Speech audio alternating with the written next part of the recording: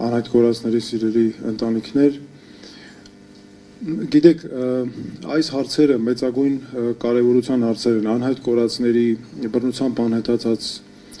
մեր տղաների մասին այսպես խոսելը մի կողմից մեծ ցավ է պատճառում եւ մենք ամեն ինչ կտայինք, որպեսզի նման առիթ ու հնարավորություն երբեք չունենայինք։ Բայց սրանք նաեւ կոնկրետ այս հարցերը կոնկրետ ճակատագրեր են, կոնկրետ մարդկանց մասին է խոսքը եւ ամեն անգամ ես հիշում եմ մի քանի շատ դեպքեր, որոնք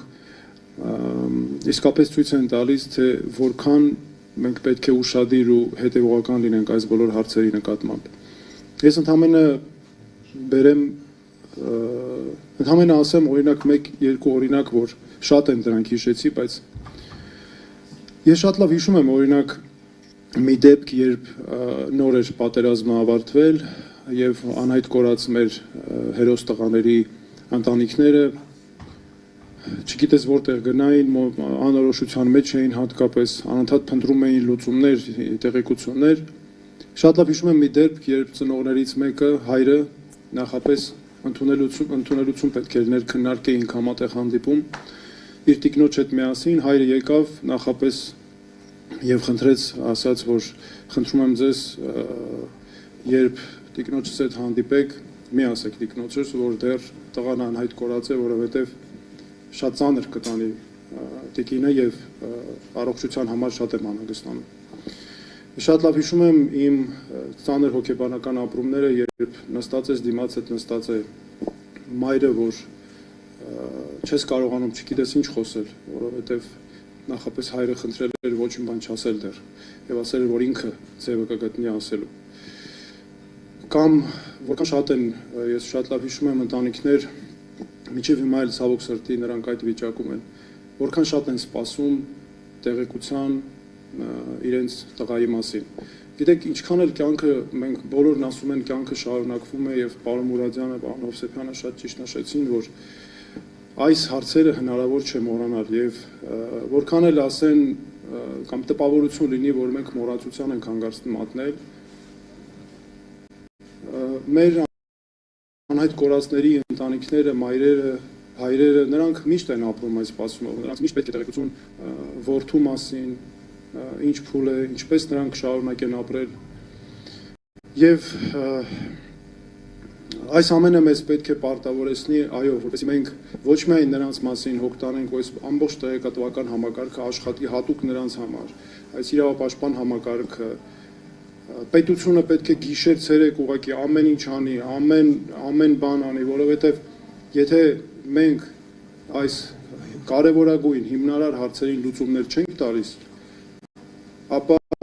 անիմաստ է ընդհանրապես խոսել խաղաղության գործընթաց եւ այլն, որտեղ խաղաղությունը չի կարող հանդեսել մարդու իրավունքները։ Այսօր օրինակ ես մի քանի կոնկրետ հարցի արդեն միջազգային անդրադառնամ։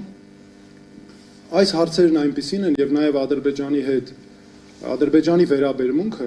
մենք պետք է ամեն ինչ անենք, որ Ադրբեջանը չկարողանա այս հարցերով մեզ մանիպուլացնի եւ 1000 ներողություն վաճառի հետո նման հարցերը մեր վրա։ Տեսեք, Վաշինգտոնում կնքվեց, նախաստորագրվեց խաղաղության համաձայնագիր։ Այդտեղ ամրագրված է ընդհանրապես, որ կողմերը հասցեագրում են անհայտ կորածների մասին այդ դեպքերը եւ բռնությամբ անհետացումների դեպքերը եւ ասում է հարկ եղած դեպքում ուղղակիորեն կամ հարկ եղած դեպքում միջազգային կազմակերպությունների հետ համագործակցությամբ նրանց վերաբերյալ տեղեկություններ փոխանակելու միջոցով։ Այս հարցը ոչ միայն շատ թույլ ձևակերպում է, ինչ է նշանակում հարկ եղած դեպքում միջազգային կազմակերպությունների միջոցով։ Հələ մի հատ էլ ամրագրում է, ասում է մանրամասները կբանակցվեն առանձին համաձայնագրով ու կհամաձայնեցվեն։ Նորից էլի անորոշ դրույթով թողնում է հետագային, անհասկանալի է մնում, թե այդ ինչ համաձայնագիր է լինելու, երբ է բանակցությունները տեղի ունենալու, ինչ պայմաններով են բանակցություններ լինելու։ Մինչդեռ անհրաժեշտ էր ինչ անել, գոյություն ունի հստակ ՄԱԿ-ի մեխանիզմ, ՄԱԿ-ի կոնվենցիա գոյություն ունի կարևորագույն բռնությամբ անհետացած բոլոր անձանց պաշտպանության մասին։ Այդ կոնվենցիան ունի կոմիտե, կոմիտեն նախատեսում է շատ լուրջ պարտավորություններ կողմերի համար, մասնավորապես Ադրբեջանի համար, քրեականացնել արարքներ կոնկրետ, հատուկ հրատապ խնդրանքների կամ քննության մեխանիզմ է նախատեսվում։ Լուրջ պարտավորությունները դնում ուժային կառույցների վրա, անվտանգության մարմիններ, ոստիկանություն, պետության վրա է լուրջ պարտավորություններ, պարբերաբար զեկույցներ ներկայացնել, եւ Հայաստանը ստանում է միջազգային վերահսկողության հնարավորություն այս հարցերի նկատմամբ։ Իսկ հիմա ինչ, շատ ճիշտ նշվեց, Ադրբեջանը այսքան իր Արցախի տարածքում իր համար կառուցում է ճանապարհներ, շինարարություն է անում եւ այլն, մենք ինչ գիտենք, զանգվածային արտաշիրմում է հայտարարել, չէ, իրականացնում է արտաշիրման դեպքերն, բայց մենք ինչ գիտենք, ովքեր են այդ արտաշիրմվող մարդիկ, հայեր չեն, որ դեպքերի հետ են կապված, ինչ է հետո մեզ պահանջներով բերելու առաջադրելու։ Մենք չունենք միջազգային վերահսկողության այսօր մեխանիզմ, որ այդ մեխանիզմով մենք կարողանայինք Ադրբեջանից պահանջներ ներկայացնել եւ ուզել այդ պահանջները, որովհետեւ իսկ երկկողմանի դեպքում ինչու չի ստացվում, որովհետեւ Ադրբեջանը ամեն ինչ միշտ արել է միջազգային հանրության աչքից մեկուսացնելու համար, առանձնացնելու համար այս նման բոլոր հարցերը։ Տեսեք ինչ է անում։ Ձեր կարծիքով կամ որևէ մեկը կասկածում է, որ Կարմիր խաչը փակելը, ՄԱԿ-ի կառույցները փակելը, ՄԱԿ-ի զարգացման գործակալությունը, փախստականների հարցերով գերագույն հանձնակատարի գրասենյակը, բնակչության հիմնադրամը եւ այլն։ Պատահական չի անում, նրանք միշտ մեկուսացրել են, ամեն ինչ արել են, որ մեկուսացնեն միջազգային հանրությունից այս բոլոր հարցերը։ Որովհետև հետո կարողանան նաև հետո մանիպուլյացիաներ են անում, բայց տեսեք ինչ են անում, այդ արտաշիրումներ, որ հայտարարել են, հետո պահանջներ են մեր նկատմամբ ներկայացնում 90-ական թվականներից սկսած, միջազգային մեխանիզմները իրենք չեն դիմում, չեն վավերացնում այդ պայմանագիրը,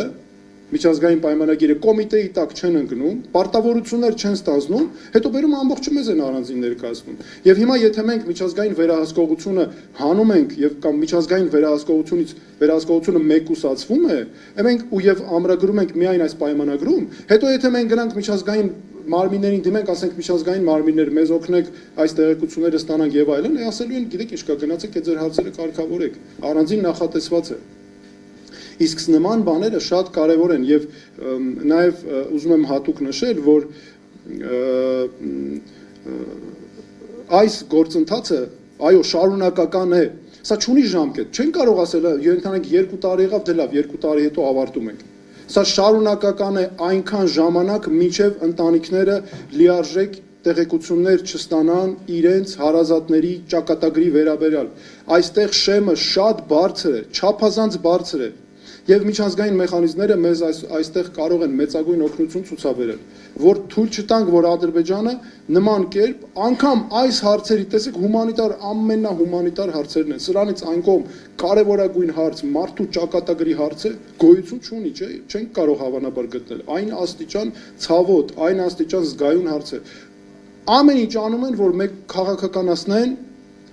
տանեն դիվանագիտության, միջազգային դիվանագիտության բնագավառ, որ մարդու իրավունքների հարցեր այստեղ այդ տեսանկյունից առաջ չքաշվեն, որ հետո կարողանան այս նման չարաշահումներ անել։ Եվ շատ կարևոր մեկ բան նաև ուզում եմ նշել, որ ընտանիքները ունեն կարևորագույն իրավունքներ, նրանք ունեն լիարժեք իրավունք ստանալու տեղեկություններ իրենց հարազատների, իրենց տղաների, իրենց հերոս որդիների մասին տեղեկություններ, վերջ, գտնվելու վայրի, պայմանների, ամեն ինչի մասին եւ դա, այո, չի հանդուրժում հետաձգում։ Չեն կարող ասել, գիտեք ինչ կա, 6 ամիս հետո կանենք։ Դե լավ, 6 ամիս հետո չարեցինք, 7 ամիս հետո կանենք։ Սա աստիճանական արդիականությունը իրենք փորձելու են իջեցնել, ամեն ինչ անելու են, որ իջեցնեն։ Եվ մենք պետք է ամեն ինչ անենք, այո, որպեսզի հանգարց նման բան տեղի չունենա այս նաև մեխանիզմները հաշվի առնելով։ Շնորհակալություն նաև հրավերին։